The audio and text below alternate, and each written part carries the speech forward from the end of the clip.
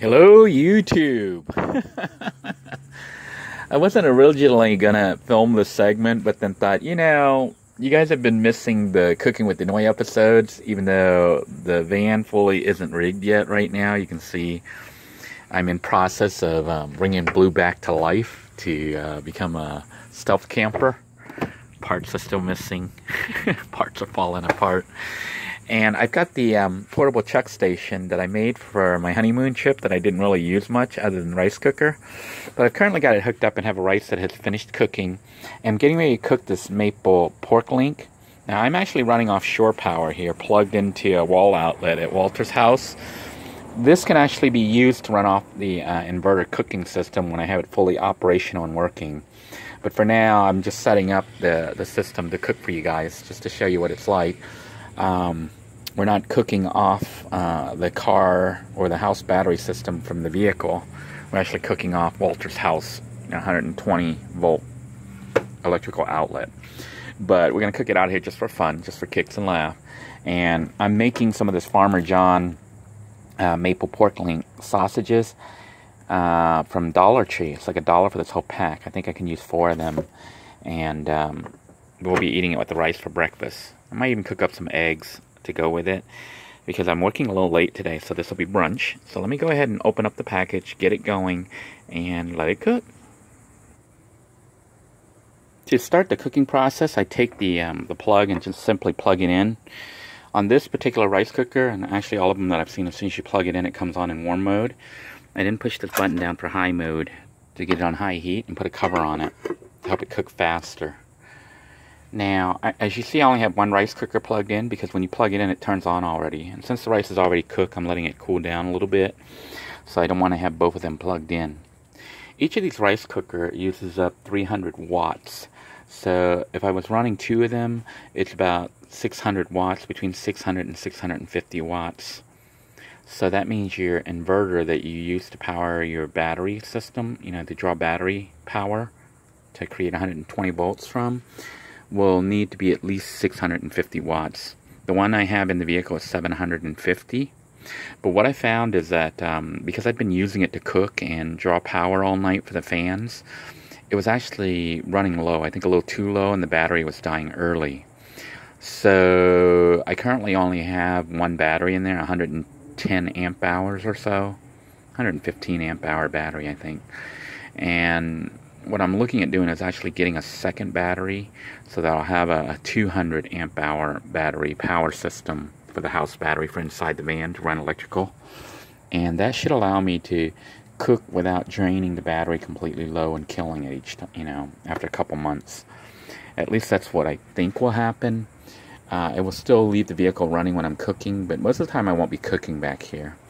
Most of the cooking actually will occur up there in the front area, where I have a mini kitchenette, with just a little rice cooker.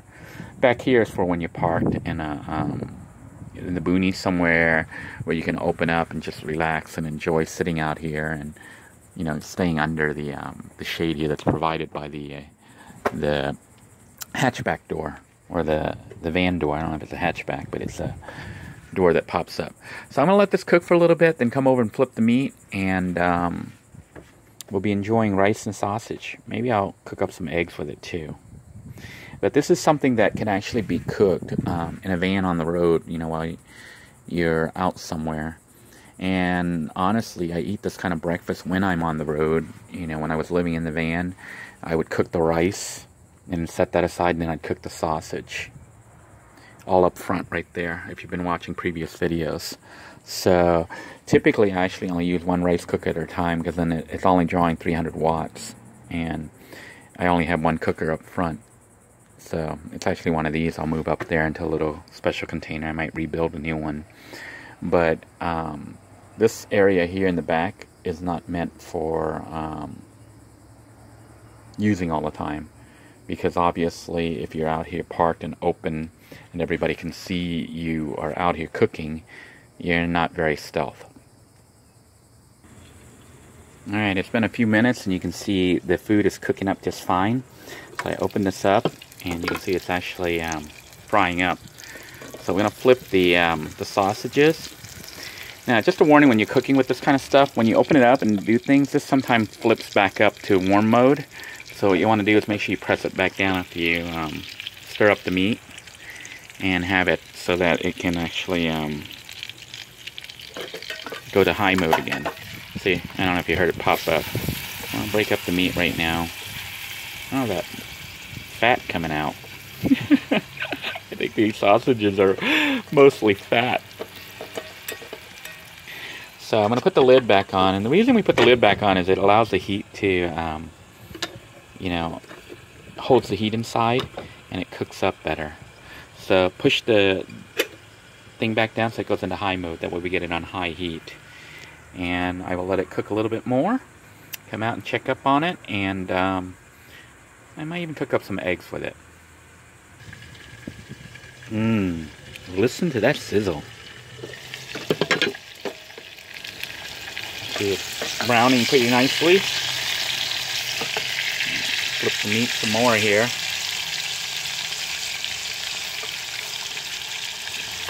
So much fat coming out of it.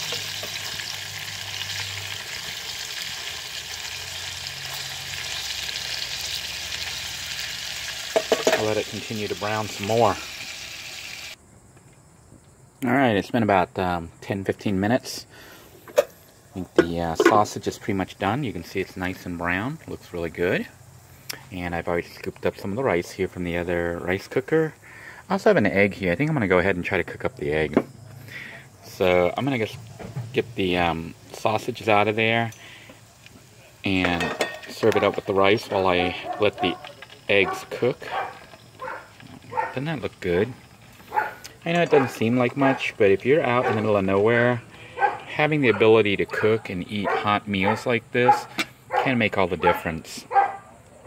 So we're just going to simply crack open the egg and put it in there, turn the heat back on, put the lid on it, and let it cook up some more. As you can see, I popped open the eggs, and now I'm simply just going to put the lid back on it. You can see it's already started to cook, because it's still hot in there. And we'll put the heat back on high again. It should take only a few minutes to cook up. But meanwhile, I'll start eating the rice with the sausages, and then just come back and get some more eggs later. Or add the eggs to the rice later. Alright, you can see I've been busy working on the rice and the sausages. It's really good. A little greasy, a little salty, but not bad. So, here then is the egg. And you can see it sticking a little bit. It's actually pretty cooked right now, but I'm going to flip it over and let it really get cooked.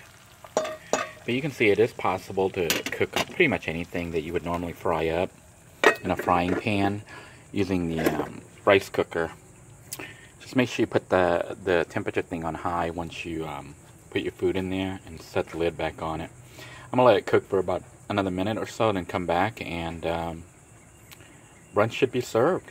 So, meanwhile, although I'm looking at this, maybe I'll have to eat more rice because I ate most of the rice already with the sausages. And maybe I'll have to add some of that awesome fish sauce to the egg.